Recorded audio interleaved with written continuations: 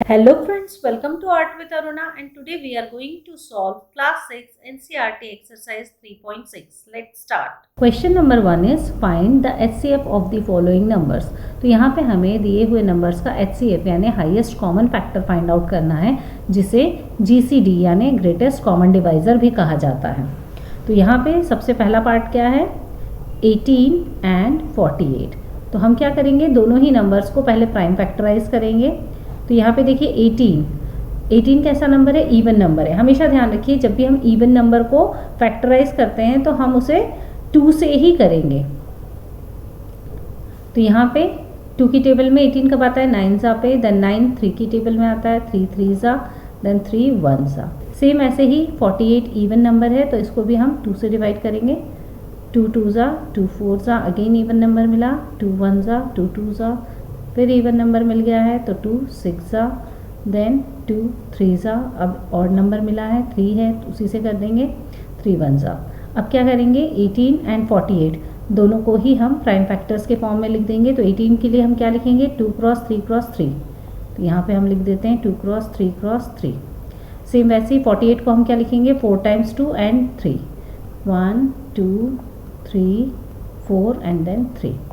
अब यहाँ पे देखिए, यहाँ पे HCF हमें लिखना है तो हम क्या लिखेंगे, HCF ऑफ 18 एंड 48। तो ये हमें क्या मिल जाएगा। तो अब हम उन सारे फैक्टर्स को यहाँ पे लिखेंगे जो दोनों में ही हैं। तो देखिए यहाँ पे ये एक 2 यहाँ पे भी है और एक 2 यहाँ पे भी है, तो यहाँ पे हम 2 लिख देंगे। तो हम केवल उन्हीं फैक्टर्स को काउंट करेंगे जो दोनों में है। देन उसके बाद यहाँ पे देखिए 3 है लेकिन यहाँ पे 2 है, तो 3 यहाँ पे भी है, एक बार तो 3 दोनों में ही है तो हम उसको लिख देंगे। तो यहाँ पे मल्टीप्लाई करके 3, तो ये कितना आ गया, 2 क्रॉस 3 6। यहाँ पे जो फैक्टर्स दोनों में नहीं है उसको हम नहीं लिखेंगे, जो दोनों में है वही HCF में काउंट होंगे। तो यहाँ पे 18 एंड 48 का HCF क्या आ गया, 6। चलिए बी पार्ट करते हैं। बी पार्ट क्या है, 30 एंड 42। सेम इसी तरीके से 30 और 42 को भी हम फैक्टराइज कर लेंगे। 2 15 ज़ा, 3 5 ज़ा, 5 1 ज़ा। 42 है, इवन नंबर है, 2 से करेंगे, 2 2 ज़ा, 2 1 ज़ा, देन 3 7 ज़ा, 7 1 ज़ा। यहाँ पे लिख लेंगे हम नंबर्स को फैक्टर्स के फॉर्म में। तो क्या आएगा, 2 क्रॉस 3 क्रॉस 5, यहाँ पे 2 क्रॉस 3 क्रॉस 7। तो यहाँ पे देखिए 2 एंड ये जो 3 है ये दोनों में है, तो यहाँ पे HCF क्या आ जाएगा, HCF ऑफ 30 एंड 42।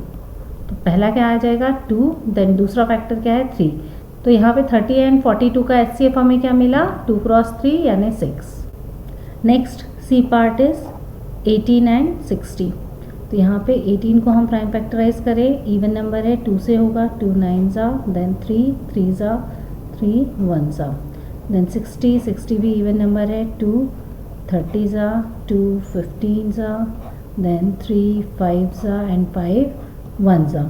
फैक्टर्स के फॉर्म में लिखे तो इसको क्या लिखेंगे, 2 3 क्रॉस 3 क्रॉस 3 एंड 60 को हम क्या लिख सकते हैं, 2 क्रॉस 2 क्रॉस 3 क्रॉस 5।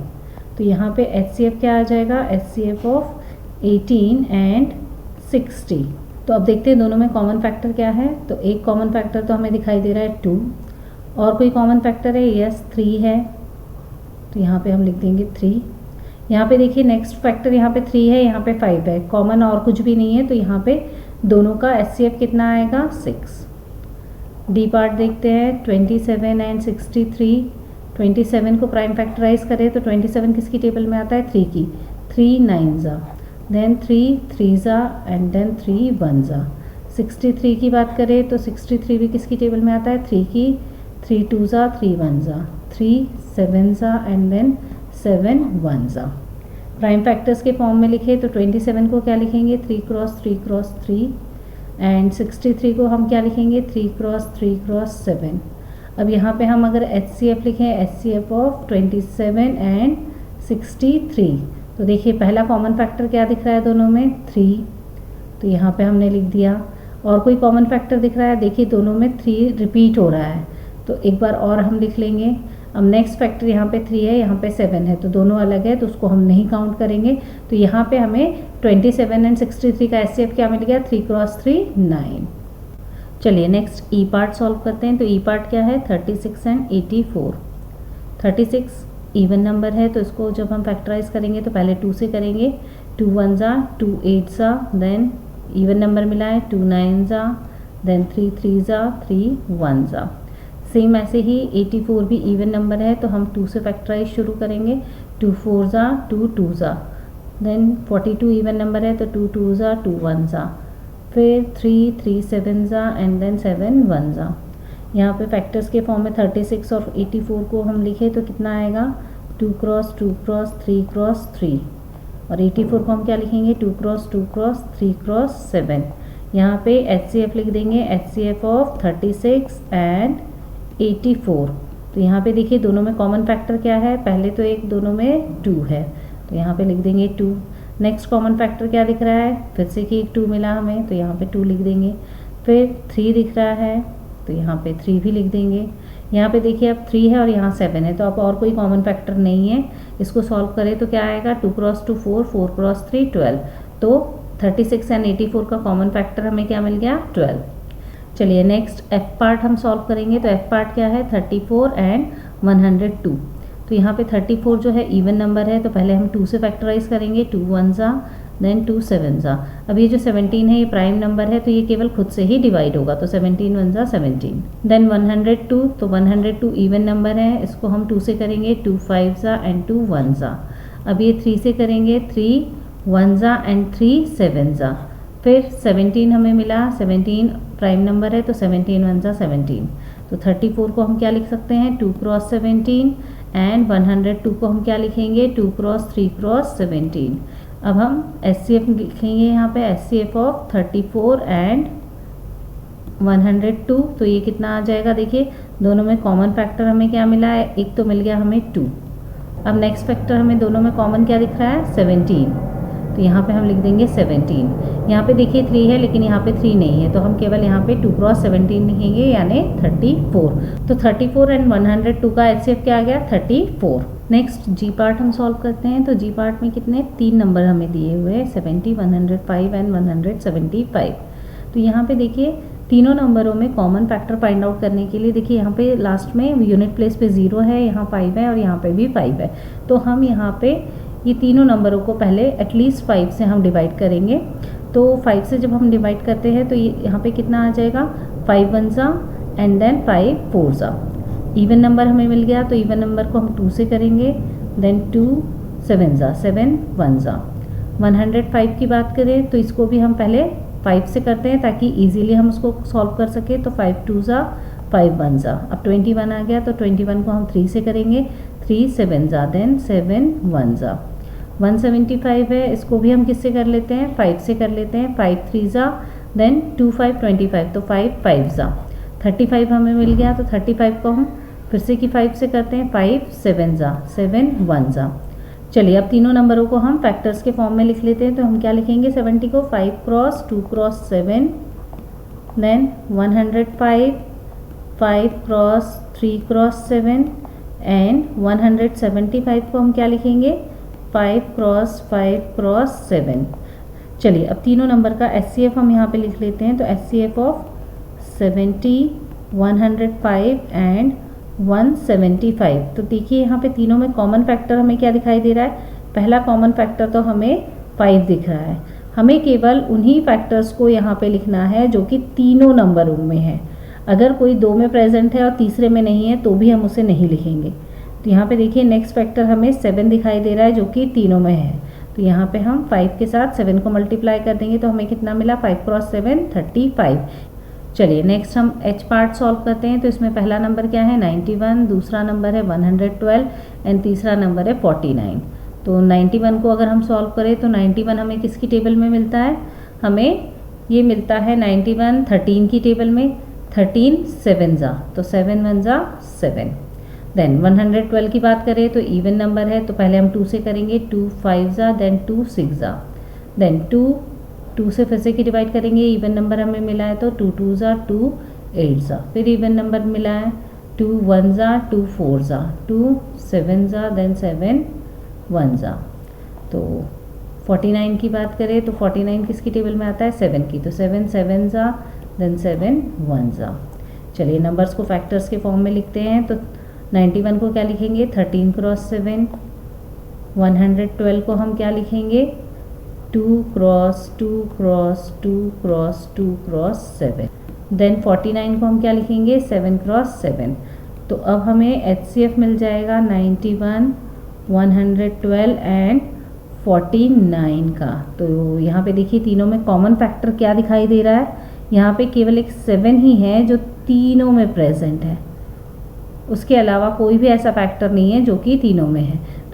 तो यहाँ पे हमें 91, 112 एंड 49 का जो HCF मिला है वो क्या है 7। Next I part is 18, 54 and 81। चलिए पहले नंबर को फैक्टराइज करते हैं। तो इवन नंबर है 2 से करेंगे 2 9 ज़ा, 9 किसकी टेबल में आता है 3 की, 3 3 ज़ा, देन 3 1 ज़ा। 54 इवन नंबर है, देन 2 2 ज़ा, 2 7 ज़ा। 27 किसकी टेबल में आता है 3 की, 3 9 ज़ा, देन 9 को हम क्या करेंगे 3 से करेंगे 3 3 ज़ा एंड देन 3 1 ज़ा। नेक्स्ट 81 को हम करेंगे, 81 किसकी टेबल में आता है 9 की, और 9 एक कॉम्पोजिट नंबर है, तो हम 9 से अगर 81 डिविजिबल है मतलब 3 से भी होगा, तो 3 2 ज़ा, 3 7 ज़ा, देन 3 9 ज़ा, देन 3 3 ज़ा एंड देन 3 1 ज़ा। नंबर्स को हम फैक्टर्स के फॉर्म में लिखेंगे। तो 18 को हम क्या लिखेंगे 2 क्रॉस 3 क्रॉस 3। नेक्स्ट 54 को हम क्या लिखेंगे 2 क्रॉस 3 क्रॉस 3 क्रॉस 3। 81 को क्या लिखेंगे 4 टाइम्स मल्टीप्लाई कर देंगे हम 3 को 1 2 3 एंड 4 टाइम्स। तो यहाँ पे अगर हम HCF लिखें, HCF ऑफ 18, 54 एंड 81, तो यहाँ पे देखिए कॉमन फैक्टर्स हमें क्या दिखाई दे रहे हैं। यहाँ पे देखिए दो नंबर्स में 2 है, लेकिन यहाँ पे तीसरे नंबर में 2 नहीं है, तो इसलिए हम इसे नहीं लिखेंगे। यहाँ पे 3 की बात करें तो 3 दोनों में है, तो यहाँ पे पहले हम 3 को मल्टीप्लाई कर देंगे, देन दोबारा 3 रिपीट हो रहा है, तीनों में रिपीट हो रहा है, तो यहाँ पे एक बार और हम 3 लिख देंगे। अब और कोई नंबर यहाँ पे रिपीट नहीं हो रहे हैं, तो यहाँ पे 3 क्रॉस 3 कितना आ जाएगा 9, मतलब 18, 54 और 81 का HCF कितना आ गया 9।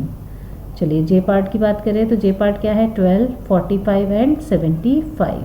तो पहले हम 12 को करेंगे, 12 इवन नंबर है, तो 2 से करेंगे 2 6 ज़ा, देन 2 3 ज़ा, देन 3 1 ज़ा। फिर 45 को करते हैं, तो 45 किससे हो जाएगा 3 से, 3 1 ज़ा, 3 5 ज़ा, देन 3 3 5 ज़ा, 5 1 ज़ा। 75 को अगर हम करें तो 75 को भी 3 से करेंगे, 3 2 ज़ा, 3 5 ज़ा। 25 है तो 5 से होगा, देन 5 1 ज़ा। फैक्टर्स के फॉर्म में लिखे तो 2 को क्या लिखेंगे 2 क्रॉस 3। 45 को हम क्या लिखेंगे 3 क्रॉस 5 एंड 75 को हम क्या लिखेंगे 3 क्रॉस 5। तो यहाँ पे हम लिख देंगे HCF ऑफ 12, 45 एंड 75। अब देखिए तीनों में कॉमन फैक्टर क्या दिख रहा है, 2 तो नहीं है, 3 तीनों में है, यहाँ पे भी 3 है, यहाँ पे भी 3 है और यहाँ पर भी 3 है, तो केवल 3 ही तीनों में कॉमन है। तो यहाँ पे 12, 45 एंड 75 का HCF कितना आ गया 3। Question number 2 is what is the HCF of 2 consecutive numbers, even numbers and odd numbers. तो यहाँ पे कॉन्जिक्यूटिव मतलब क्या होता है, लगातार आने वाले, तो हमें लगातार आने वाले 2 नंबर्स, 2 इवन नंबर्स और 2 ऑड नंबर्स का HCF फाइंड आउट करना है। तो चलिए ए पार्ट हम सॉल्व करते हैं। 2 कॉन्जिक्यूटिव नंबर्स, तो चलिए 2 कॉन्जिक्यूटिव नंबर हम ले लेते हैं, 3 ले लेते हैं, 3 के बाद नेक्स्ट नंबर क्या आता है 4। तो जब भी हम 2 कॉन्जिक्यूटिव नंबर्स की बात करते हैं तो उसमें एक ऑड नंबर होगा और एक इवन नंबर होगा। चलिए इसका हम प्राइम फैक्टराइज कर लेते हैं। तो 3 को 3 से ही कर सकते हैं क्योंकि 3 खुद ही एक प्राइम नंबर होता है। तो यहाँ पे 3 1 ज़ा 3, 4 क्या है कॉम्पोजिट नंबर है, तो इसको हम किससे करेंगे 2 से, 2 2 ज़ा 4, 2 1 ज़ा। अब इसको हम फैक्टर्स के फॉर्म में लिखे तो 3 को हम केवल 3 लिखेंगे, 4 को क्या लिखेंगे 2 क्रॉस 2। अब हम यहाँ पे लिख देते हैं HCF ऑफ 3 एंड 4। तो यहाँ पे आप देख सकते हैं कि 3 एंड 4 में कोई भी फैक्टर ऐसा नहीं है जो कि कॉमन है। तो ऐसे केसेस में जब 2 नंबरों के बीच में कोई भी फैक्टर कॉमन नहीं होता है तो HCF हम 1 कंसिडर करते हैं। तो हमेशा 2 नंबर्स के बीच में HCF कितना आएगा 1। चलिए नेक्स्ट बी पार्ट हम सॉल्व करते हैं। 2 इवन नंबर्स की बात करें तो चलिए पहला इवन नंबर हम ले लेते हैं 6 और उसके बाद कौन सा इवन नंबर आएगा 8। 6 को हम प्राइम फैक्टराइज करें तो पहले हम 2 से डिवाइड करेंगे, 2 3 ज़ा 3 1 ज़ा। 8 को हम डिवाइड करेंगे तो 2 से करेंगे, 2 4 ज़ा, देन 2 2 ज़ा एंड देन 2 1 ज़ा। 6 को हम फैक्टर्स के फॉर्म में लिखे तो क्या लिखेंगे 2 क्रॉस 3 एंड 8 को क्या लिखेंगे 2 क्रॉस 2 क्रॉस 2। चलिए नेक्स्ट हम HCF लिख लेते हैं, HCF ऑफ 6 एंड 8। तो यहाँ पे देखिए दोनों के बीच में कौन सा कॉमन फैक्टर दिखाई दे रहा है 2। तो यहाँ पे हम जब भी दो कॉन्जिक्यूटिव इवन नंबर्स का HCF फाइंड आउट करते हैं तो हमें हमेशा क्या मिलेगा 2। चलिए नेक्स्ट हमें 2 कॉन्जिक्यूटिव ऑड नंबर्स लेने हैं। तो 2 कॉन्जिक्यूटिव ऑड नंबर्स हम ले लेते हैं 9 एंड देन 11। तो 9 को जब हम प्राइम फैक्टराइज करते हैं तो ये 3 से डिवाइड होगा, 3 3 ज़ा 3 1 ज़ा। 11 क्या है, 11 एक प्राइम नंबर है तो वो केवल खुद से ही डिवाइड होगा। फैक्टर्स के फॉर्म में हम 9 को लिखे तो हम लिख सकते हैं 3 क्रॉस 3 और 11 को क्या लिखेंगे केवल 11। अब हम HCF लिखे यहाँ पे, HCF ऑफ 9 एंड 11। तो यहाँ पे देखिए दोनों में ही कोई भी फैक्टर ऐसा नहीं है जो कि कॉमन है। तो हमने ए पार्ट में देखा था कि जब कोई कॉमन फैक्टर ना हो दोनों नंबरों के बीच में तो HCF हम क्या लेते हैं 1। तो यहाँ पे 2 कॉन्जिक्यूटिव ऑड नंबर्स का HCF हमेशा हमें क्या मिलेगा 1 मिलेगा। Question number 3 is HCF of coprime numbers 4 and 15 was found as follows by factorisation. 4 equals to 2 cross 2 and 15 equals to 3 cross 5. Since there is no common prime factor, so HCF of 4 and 15 is 0. Is the answer correct? If not, what is the correct HCF? तो यहाँ पे हमें बोला है कि 4 and 15 को factorise करके लिखा है 2 क्रॉस 2 एंड 3 क्रॉस 5। तो दोनों के बीच में कोई भी कॉमन फैक्टर दिखाई नहीं दे रहा है। तो क्वेश्चन कह रहा है कि क्या दोनों के बीच में कॉमन फैक्टर कुछ नहीं है, तो HCF कितना आएगा 0। इज दी आंसर करेक्ट, क्या ये सही आंसर है? तो सबसे पहले हम लिख देते हैं कि नहीं भाई ये तो गलत आंसर है, नो, है ना। अब क्यों गलत आंसर है तो चलिए हम देखते हैं कि सही आंसर क्या है।